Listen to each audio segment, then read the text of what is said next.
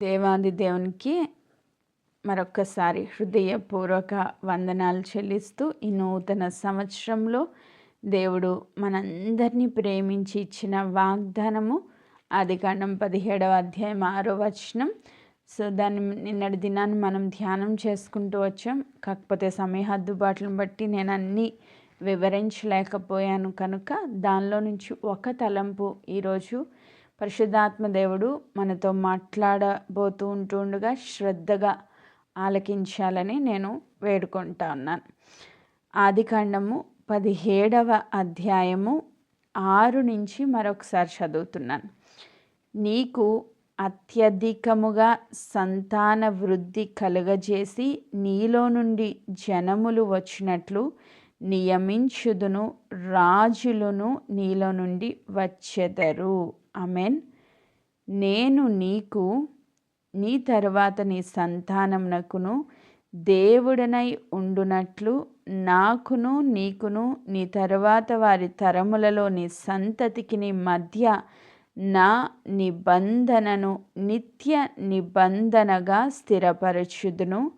నీకును నీ తరువాత నీ సంతతికిని నీవు పరదేశివై ఉన్న దేశమును అనగా కనాను దేశం అంతటిని నిత్య స్వాస్థ్యముగా ఇచ్చి వారికి దేవుడనై ఉందునని అతనితో చెప్పాను. ఆమేన్. Praise God. ఇక్కడ దేవుడు చెప్తున్న 2 మాటలు ఈరోజు మనము కొద్దిగా దీని గురించి ధ్యానం చేద్దాం. ఒకటి, ఫస్ట్ దేవుడు ఏం చెప్తున్నారంటే, నేను నీకు నీ తర్వాత నీ సంతానమునకు దేవుడనై ఉండునట్లు, నీకు దేవుడినై ఉంటాను, తర్వాత నీ నెక్స్ట్ జనరేషన్స్కి నేను దేవుడినై ఉంటాను అని చెప్తూ, నాకు నీకు నీ తర్వాత వారి తరముల్లో నీ సంతతికి మధ్య నా నిబంధనను నిత్య నిబంధనగా స్థిరపరచుదును. ఆమేన్. నా నిబంధన అంటే ఆల్రెడీ దేవుడు అబ్రహాముతో ఒక నిబంధన చేశారు. ఏమని? నీకు దేవుడినై ఉంటాను, నీ తర్వాత నీ నెక్స్ట్ జనరేషన్స్ అన్నింటినీ నేను బ్లెస్ చేస్తాను. ఒక నిబంధన అంటే అగ్రిమెంట్. సో ఇద్దరు కలిసి ఒక కమిట్మెంట్లోనికి వచ్చినప్పుడు జరిగేదాన్ని నిబంధన అంటారు. సో ఒక అగ్రిమెంట్ జరిగింది. ఏమని చెప్పారు? ఈ 17వ అధ్యాయంలో మనం ధ్యానం చేసిన రీతిగా, నేను ఎల్ షడాయ్ దేవుడను, నేను సర్వశక్తి గల దేవుడను, సర్వశక్తి మంతుడనై ఉన్నాను. సో నేను నీకు తోడై ఉండి నిన్ను బ్లెస్ చేస్తాను. అయితే నువ్వు నా సన్నిధిలో నిందారహితుడుగా ఉండాలి అని దేవుడు సెలవిచ్చారు. సో నేను నిన్ను ఆశీర్వదిస్తాను, కానీ నువ్వు నా సన్నిధిలో నిందారహితుడుగా నడుచుకోవాలి అని దేవుడు ఆ రూల్స్ని చెప్తూ దేవుడు ఒక నిబంధన చేశారు. అయితే ముందు చేసిన ఆ నిబంధనను ఇప్పుడు మరొక్కసారి కన్ఫర్మ్ చేస్తూ, దానికన్నా మించి నిబంధన అంటే దేవుడు అబ్రహామును పిలుచుకున్నప్పుడు చేసిన ఆ నిబంధన కంటే గొప్పగా దేవుడు ఆశీర్వదించి, నువ్వు జస్ట్ జనములకు తండ్రివి కాదు, అనేక జనములకు తండ్రివి అంటే అబ్రాము నుంచి అబ్రహాముకు దేవుడు ఆశీర్వదించిన రీతిగా నిబంధనలో నుంచి నిత్య నిబంధనలో నేను నిన్ను స్థిరపరుస్తాను అని చెప్తున్నారు. ఈ 2 వర్డ్స్ మీద మనం ఫోకస్ చేస్తే, నిబంధన ముందు చేసింది, ఇప్పుడు దేవుడు దాన్ని ఎలా మారుస్తున్నారంటే నిత్య నిబంధనగా స్థిరపరుస్తూ ఉన్నారు. ఆమేన్. నిత్య అంటే ఎవర్ లాస్టింగ్, అంటే ఇంకెప్పుడు నశించనిది, ఎప్పుడు నిలిచి ఉండేది. నిత్యత్వము అంటాం అంటే శాశ్వత కాలము ఉండేది అని, సదాకాలము స్థిరపరచబడింది అని. సో నిత్య నిబంధన అంటే కవనెంట్, ఎవర్ లాస్టింగ్ కవనెంట్, నిత్య నిబంధన. నీకు నీ తర్వాత నెక్స్ట్ జనరేషన్స్కి నేను స్థిరపరుస్తున్నాను అంటున్నారు. హల్లెలూయా. సో ఈరోజు దేవుడు మనతో నిత్య నిబంధన చేయడానికి ఇష్టపడతా ఉన్నారు. చేసేసారు ఆల్రెడీ. చేసి ఆ నిబంధనలో మనల్ని స్థిరపరచడానికి ఇష్టపడుతున్నారు. హల్లెలూయా. మనం నూతన నిబంధనలోకి వెళ్ళేసరికి మనందరం ఎవరు అంటే క్రొత్త నిబంధన జనులం. హల్లెలూయా. క్రొత్త నిబంధన ఎలా స్థాపించబడిందంట? ఆయన రక్తము చేత క్రొత్త నిబంధన స్థాపించారు. క్రొత్త నిబంధన అనే వర్డ్ దగ్గర మనం చూస్తే ఆయన రక్తముతో స్థాపించబడింది అది. సో ఆయన రక్తముతో మనల్ని కొనుక్కున్నారు, ఆయన రక్తంతో మనల్ని కడుక్కున్నారు, ఆయన రక్తముతో మనల్ని నీతిమంతులుగా చేశారు, ఆయన రక్తముతో మనల్ని స్థిరపరిచారు. క్రీస్తులో పరిశుద్ధులుగా మనల్ని స్థిరపరిచారు. ఆయనకి ప్రియమైన బిడ్డలుగా మనల్ని స్థిరపరిచారు. అదే కాదు, ఇంకా చెప్తారు, మీరు రాజులైన యాజక సమూహము అని చెప్తారు. ఆమేన్. సో దేవుని రాజ్యంలో మనల్ని రాజులైన యాజక సమూహముగా చేసి ఉన్నారు. ఈరోజు దేవుడు చెప్తున్నారు, ఈ నిబంధనను ఎంతవరకు అంట? ఈ సంవత్సరం వరకునే కాదు. ఇప్పుడు అబ్రహాంకి బిడ్డ పుడుతున్నారు ఈ సంవత్సరంలో, రైట్? అంటే దేవుడిచ్చిన వాగ్దానం ఈ సంవత్సరంలో స్థిరపరచబడుతుంది, స్వతంత్రించబడతా ఉంది. ఆ వాగ్దానము చేసిన దేవుడు ఏం చెప్తున్నారంటే, నిత్య నిబంధన నీకు, నీ తర్వాత నీ నెక్స్ట్ జనరేషన్స్కి, నీ తరతరాలకి నేను దేవుడనై ఉంటాను. ఆమేన్. ఇది నిత్య నిబంధన.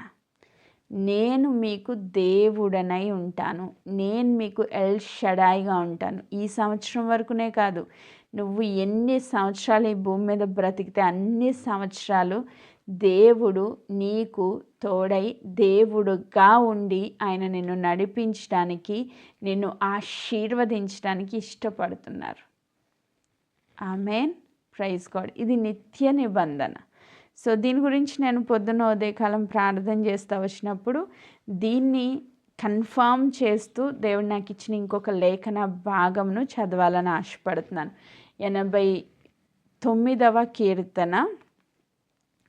దేవా నాతో ఒక్క మాట మాట్లాడండి అని దేవుడిని అడుగుతూ వచ్చినప్పుడు దేవుడు నాకు ఇచ్చిన వాక్యము 89వ కీర్తన 1 నుంచి నేను చదువుతా ఉన్నా. యెహోవా యొక్క కృపాతిశయము నిత్యము నేను కీర్తించెదను, కృపాతిశయమును నిత్యము నేను కీర్తించెదను. తరతరములకు నీ విశ్వాస్యతను నా నోటితో తెలియజేయుదును. కృప నిత్యము స్థాపింపబడుననియు, ఆకాశమందే నీ విశ్వాస్యతను స్థిరపరచుకొందువనియు నేను అనుకొనుచున్నాను. ఈ మూడవ వచనం మీద మనం కొంచెం ఫోకస్ చేస్తే, నేను ఏర్పరచుకొనిన వానితో నిబంధన చేసి ఉన్నాను, నిత్యము నీ సంతానమును స్థిరపరచెదను. హల్లెలూయా. సో ఆ వర్డ్ని బలపరుస్తూ, దేవా ఇంకొక కన్ఫర్మేషన్ ఇవ్వండి నాకు అని అడిగినప్పుడు దేవుడు నాకు ఈ మాట చూపిస్తూ వచ్చారు. 3వ వచనం, నేను ఏర్పరచుకొనిన వానితో నిబంధన చేసి ఉన్నాను, నిత్యము నీ సంతానమును స్థిరపరచెదను. హల్లెలూయా. దేవుడు చెప్తున్నారు, నేను ఏర్పరచుకొనిన వానితో. ఇక్కడున్న వారందరూ కూడా యాక్సిడెంటల్గా ఇక్కడికి రాలేదు. ఏదో అనుకోకుండా ఎవరో లింక్ ఇస్తే, ఎవరో పిలిస్తే, ఏదో సర్లే ఎలా ఉందో చూద్దాము అని మీరు రాలేదు. మీరు దేవుని ఏర్పాటులో ఉన్నారు కాబట్టి, దేవుడు మిమ్మల్ని ఈ లోకంలో నుంచి ప్రత్యేకించుకుని ఏర్పరచుకున్నారు కాబట్టి మీరు ఇక్కడ ఉన్నారు. ఆమేన్.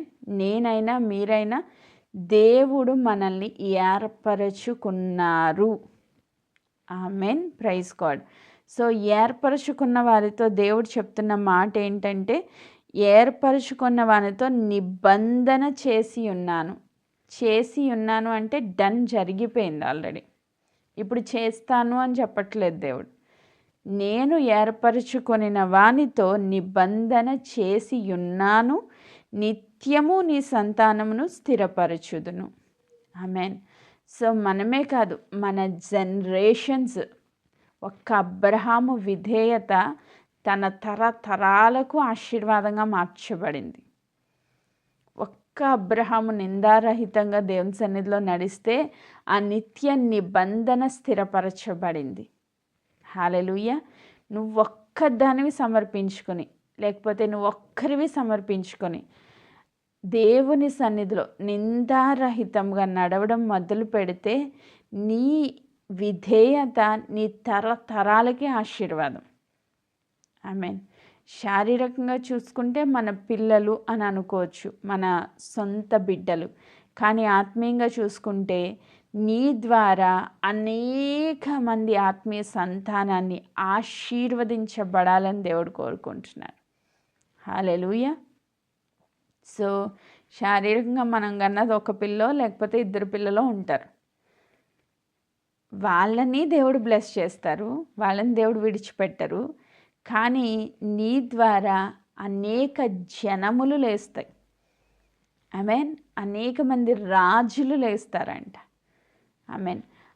దేవుడి మాట చెప్పినప్పుడు అది ఒక విత్తనంగా మనం తీసుకుంటే ఇస్సాకు అనే ఒక్కళ్ళలో నుంచి ఇస్సాకు తర్వాత యాకోబు అనే ఒక్క బిడ్డను దేవుడు ఏర్పరచుకొని యాకోబులో నుంచి 12 మంది, 12 మందిలో నుంచి కొన్ని లక్షలు, లక్షల్లో నుంచి కొన్ని కోట్లు. హల్లెలూయా. ఈరోజు ఒక గొప్ప దేశం ఇజ్రాయెల్ కంట్రీ. సో అబ్రహామునికి దేవుడి వాగ్దానం ఇచ్చినప్పుడు అబ్రహాము ఇశ్రాయేలు ప్రజలను చూడలేదు, కానీ విశ్వాసంతో నమ్మాడు. హల్లెలూయా. ఈరోజు నీ నెక్స్ట్ జనరేషన్స్ ఎలా ఉండబోతున్నాయో నువ్వు ఇప్పుడు కన్నులారా నువ్వేం చూడట్లేదు, కానీ దేవుడిస్తున్న వాగ్దానం ఆ నిత్య నిబంధన నాతో స్థిరపరిచారు దేవుడు అని మనం విశ్వాసంతో నమ్మాలి. ఆమేన్. సో నా నుంచి అనేకులు ఆశీర్వదింపబడతారు. అది శారీరకంగా చెప్పాను ఆ జీనియాలజీ, కానీ ఇప్పుడు మనం ఆత్మీయంగా తీసుకోవాలి. కాబట్టి నా ఒక్కని విధేయత, నా ఒక్కనితో దేవుడు చేసిన ఈ నిబంధన అనేకులకు ఆశీర్వాదకరంగా మార్చబడతా ఉంది. అది నిత్యము స్థిరపరచబడతా ఉంది. ఆమేన్. సో దేవుడు చెప్తున్నారు, ఈ మాట ఎవరితో చెప్తున్నారంట? ఒకసారి చదువుతున్నాను చూడండి.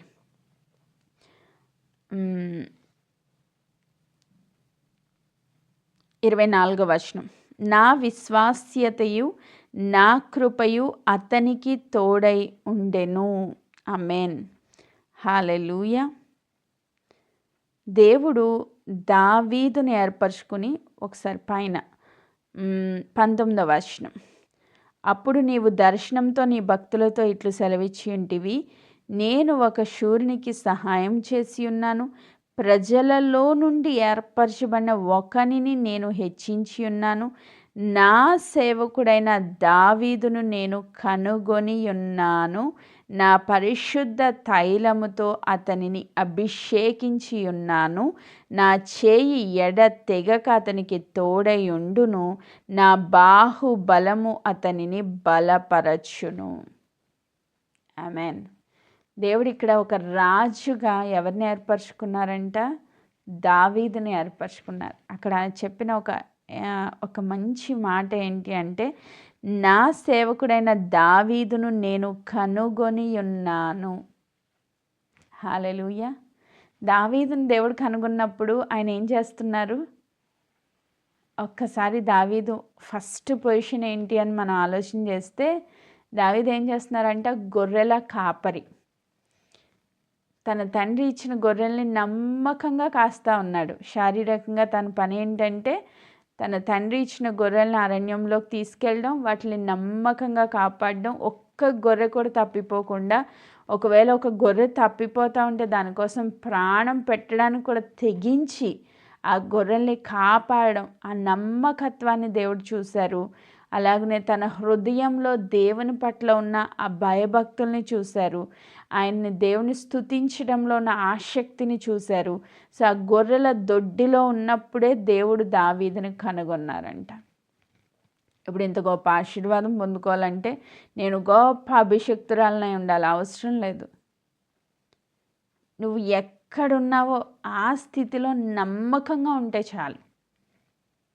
ఆమేన్. నువ్వు చేసేది చిన్న పని అయి ఉండొచ్చు, కానీ ఆ పనిలో నువ్వు నమ్మకంగా ఉంటే చాలు. దేవుడు నిన్ను గొప్ప జనముగా చేయడానికి ఇష్టపడుతున్నారు. హల్లెలూయా. నిన్ను కనుగొన్నారంట. ఆల్రెడీ దేవుడు నిన్ను ఏర్పరచుకున్నారు. దేవుడు ఈ లోకంలో నిన్ను కనుగొన్నారు. ఆయన కృపచేత నిన్ను రక్షించుకున్నారు. సో ఇప్పుడు దేవుని పనిలో గనుక నువ్వు నమ్మకంగా ఉండగలిగితే, ఆమేన్, దేవుడు చెప్తున్నారు, నా పరిశుద్ధ తైలంతో అతనిని అభిషేకించి ఉన్నాను. ఆమేన్. దేవుని సన్నిధిలో నమ్మకంగా ఉన్న బిడ్డల్ని అభిషేకించుకుని వాడుకోవడం ఆయన పని. అది అభిషేకం దేవుడే ఇస్తారు. పని ఇచ్చిన దేవుడు ఏం చేస్తారంటే సామర్థ్యాన్ని కూడా ఇస్తారంట. హల్లెలూయా.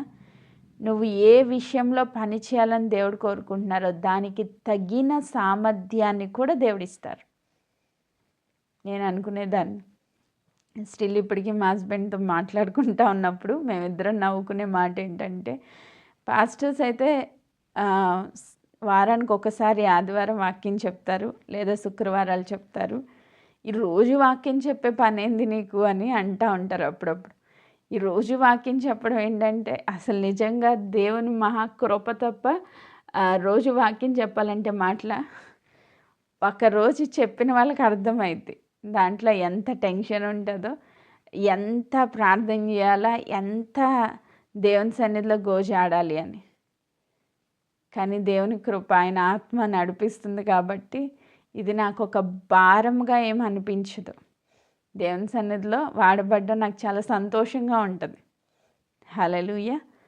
సో ఎందుకంటే మన నాలెడ్జ్తో చెప్పాలి అంటే ఇది ఇంపాసిబుల్, అసాధ్యమైన పని.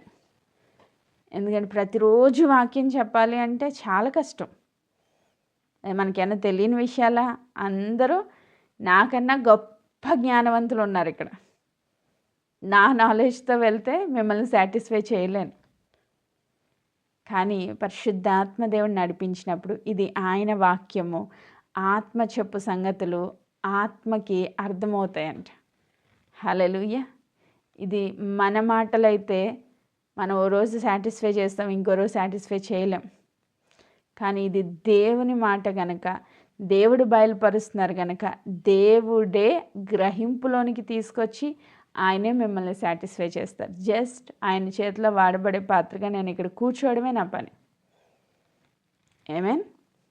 జస్ట్ నేను ఇక్కడ కూర్చోవడం, దేవా నీ చిత్తం నెరవేర్చండి, ప్రార్థన చేసుకుని కూర్చుంటాను అంతే. సో మీ అంత గంటలు గంటలు కూడా నేను వాక్యం చదవను. నిజంగా యథార్థంగా ఒప్పుకుంటున్నాను. నాకన్నా ఎక్కువగా వాక్యం చదివేవాళ్ళు మీరే. హల్లెలూయా. నేను చదివిన ఒక్క వర్డ్ అయినా దాని గురించి మెడిటేట్ చేసి, దేవా దీనిలో నుంచి మాకేం చెప్తున్నావు అని ప్రార్థన చేసుకుని, దాన్ని దేవుడు పరిశుద్ధాత్మ దేవుడు ఇచ్చిన తలంపును బట్టి ఇక్కడ కూర్చుని ఆయన చేతికి అప్పగించుకోవడం నేను చేసే పని అంతే. దేవుడు చెప్తున్నారు, నా పరిశుద్ధ సేవకుని నా పరిశుద్ధ తైలంతో అతన్ని అభిషేకించి ఉన్నాను. దేవుడు కనుగొన్నారు, దేవుడు ఏర్పరచుకున్నారు, దేవుడు అభిషేకించారు. హల్లెలూయా. ఆయన చెప్తున్నారు, నా చెయ్యి ఎడతెగక అతనికి తోడై ఉండును. దేవుని యొక్క హస్తము, అదృశ్య హస్తము అతనికి తోడై ఉంటుంది అని చెప్తున్నారు. ఈరోజు ఈ కవనెంట్లోనికి, ఎవర్ లాస్టింగ్ కవనెంట్లోనికి, నిత్య నిబంధనలోనికి నువ్వు స్థిరపరచబడితే దేవుడు నిన్ను ఏర్పరచుకోవడమే కాదు, నిబంధనలో స్థిరపరచడమే కాదు, దేవుడు నీకు తోడై ఉంటాను అని చెప్తున్నారు. ఆయన హస్తము నీకు తోడై ఉంటుంది అని చెప్తున్నారు. ఆయన నిన్ను అభిషేకించుకుని వాడుకుంటానని చెప్తున్నారు. హల్లెలూయా. ఇంకా చెప్తారు, నా బాహుబలము అతనిని బలపరచును. నా బాహుబలము అంటే నా బలము అతని బలంగా మార్చబడుతుంది. ఇప్పుడు మనందరం బలహీనమే, శరీరానుసారంగా చూస్తే అందరం బలహీనమే. నిన్నటి దినాన్ని అసలు పడుకోలేని వాళ్ళు ఉన్నారు. చర్చ్ నుంచి వచ్చి డైరెక్ట్గా ఇక్కడ సర్వీస్లో అటెండ్ అయిన వాళ్ళు ఉన్నారు. ప్రభుకి స్తోత్రం. నేనైతే ఒక 2 hours పడుకున్నా దేవుని మహాకృపను బట్టి. 2 గంటలు నిద్రేసా నిన్న నైట్. కానీ అసలు పడుకోలేని వాళ్ళు ఉన్నారు. ఎలా వచ్చేస్తున్నారమ్మా, పడుకోవచ్చు కదా మంచిగా అంటే, ఆసక్తి, దేవుని సన్నిధాన్ని ఆసక్తి. ఆ ఆసక్తి కనుక నీలో ఉంటే దేవుడు ఏం చేస్తున్నారు, నా బాహుబలంతో అతన్ని నేను బలపరుస్తాను. హల్లెలూయా. నీ బలాన్ని బట్టి కాదు, నువ్వు బలహీనరాలువే, కానీ నా బలాన్ని నేను నీకు ఇస్తాను. ఆమేన్. Praise God. ఇంకా దేవుడు చెప్తున్నారు 24, నా విశ్వాస్యతయు నా కృపయు అతనికి తోడైండు. మీరు అన్నిట్లో అబ్జర్వ్ చేయండి. 20వ వచనము, 21వ వచనము, అలాగే ఇప్పుడు చదువుతున్న 24వ వచనం, ప్రతి వర్డు నా అనే దాంతో స్టార్ట్ అయింది. నా సేవకుడు, నా పరిశుద్ధ తైలము, నా చేయి, నా బాహుబలము, నా విశ్వాస్యత, నా కృపయు, నా నామమును బట్టి. అక్కడంతా ఎవరు కనిపిస్తున్నారు? దేవుడే. దేవుని యొక్క బలము, దేవుని యొక్క అభిషేకము, దేవుని యొక్క నామం బట్టి, దేవుని యొక్క నమ్మకత్వాన్ని బట్టి, దేవుని యొక్క కృపను బట్టి మనము వాడబడతాం. నా బలము, నా నమ్మకత్వము, నా జ్ఞానము ఏమీ లేదు. నువ్వు జీరో అయితేనే దేవుడు బలం నీలోనికి వస్తుంది. నా నా నా అనుకుని ఎవరైతే సొంత శక్తి మీద ఆధారపడతారో వాళ్ళు ఎప్పుడు ఫెయిల్ అవుతారు. నేను నిలబడాలి. ఇప్పుడు వాక్యం పంచుకోనమ్మా అంటే నాకు భయం వేస్తుందండి. ఎందుకు భయం వేస్తుంది? ఏదైనా పని చేయండి అమ్మా అంటే నాకు భయం వేస్తుందండి. ఎందుకంటే నీ సొంత శక్తి మీద ఆధారపడుతున్నావు కాబట్టి ఆ భయం. నీ సొంత జ్ఞానం మీద ఆధారపడుతున్నావు కాబట్టి సక్సెస్ అవుతానా ఫెయిల్యూర్ అవుతానా అని ఆలోచన. నీ సొంత జ్ఞానము కాదు, నీ బలము కాదు, నీ శక్తి కాదు, దేవుడే నిన్ను బలపరిచి వాడుకుంటారంట. ఆమేన్. చిన్న బాలుడు అంటే 17 years బాయ్, 17 సంవత్సరాలు యవ్వన బిడ్డ. మా అమ్మాయికి ఇంచుమించు 14 సంవత్సరాలు, 13 కంప్లీట్ అయింది. అంటే మా అమ్మాయి మీద ఇంకొక 4 సంవత్సరాలు. అంటే వాళ్ళకి అంత జ్ఞానం ఉంటుందా? అంత బలం ఉంటుందా? ఏం లేదు. గొలియాతు చూస్తే అంత ఎత్తున్నాడు. గొలియాతుని చూసి మొత్తం ఇశ్రాయేలు జనాంగం ఆ సైన్యం అంతా భయపడిపోయి పారిపోతున్నారంట. ఈ చిన్న వ్యక్తి, చిన్న బాలుడు చెప్తున్నాడు యుద్ధము యెహోవాదే అని. అంటే తన సొంత శక్తి మీద ఆధారపడలేదు, దేవుని మీద ఆధారపడ్డాడు. నేను కాదు చేసేది, నా దేవుడు. ఆమేన్. నా దేవుని హస్తం నాకు తోడుగా ఉంది, నా దేవుని బలం నాతో ఉంది. ఈ 2026లో దేవుని బలాన్ని బట్టి మనం వాడబడాలి. దేవుని విశ్వాస్యత, దేవుని కృప, దేవుని నామమును బట్టి మనం హెచ్చింపబడాలి. హల్లెలూయా. సో ఇంకా మీరు తర్వాత చదువుకోండి. ఇప్పుడు టైం అయిపోయింది కాబట్టి నేను ముగిస్తున్నాను. ఇంకొక అద్భుతమైన మాట 26, నీవు నా తండ్రివి, నా దేవుడవు, నా రక్షణ దుర్గము అని అతడు నాకు మొర్రపెట్టును, కావున నేను అతన్ని నా జ్యేష్ఠ కుమారునిగా చేయుదును. దావీదు చేస్తున్న ప్రార్థన చూడండి. ఆయన ఏమని ప్రార్థన చేస్తున్నారు? నీవు నా తండ్రివి, నా దేవుడవు, నా రక్షణ దుర్గము అని ఆయన ప్రార్థన చేస్తూ ఉంటే దేవుడు అంటారు కదా, అతడు నా జ్యేష్ఠ పుత్రుడు అంటున్నారు. హల్లెలూయా. ఎవరైతే ఆయన్ని తండ్రిగా చేసుకుంటారో ఆయన ఇచ్చే ఆ స్వాస్థ్యానికి హక్కుదారులుగా మార్చబడతారు.